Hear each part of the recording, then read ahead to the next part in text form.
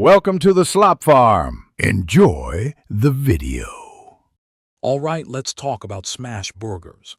These aren't your typical thick patties. Instead, we're aiming for a thin, crispy edge and a juicy interior. It's all about maximizing that delicious crust, giving you incredible flavor in every single bite. Plus, they cook super fast, making them perfect for a quick and satisfying meal any day of the week.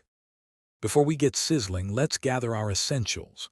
You'll want about a quarter pound of good quality ground beef per burger. 80-20% lean works wonderfully. Don't forget your American cheese, soft potato buns, and a little butter for toasting. For tools, a flat-top griddle or heavy cast-iron pan is key, plus a sturdy metal spatula, ideally with a flat bottom for that perfect smash. Now for the prep work. Start by gently forming your ground beef into loose 2-ounce balls. It's really important not to compact them, as we want them to smash out easily. Season each side generously with salt and fresh black pepper. Make sure your buns are sliced, cheese is unwrapped, and all your desired toppings are prepped and ready to go. Speed is your friend once these hit the heat. This is where the magic happens. Get your griddle or cast iron pan screaming hot. You want it to be smoking slightly.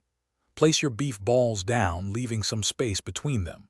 Immediately press each one down super firmly with your sturdy spatula until it's about a quarter-inch thick. Cook for about 90 seconds until a beautiful, deep brown crust forms.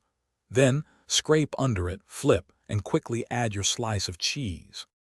While that cheese is melting beautifully, quickly butter your potato buns and toast them on the hot griddle until they're golden brown and slightly crispy. Once done, transfer the cheesy patties onto the toasted bun bottoms. Now for the fun part.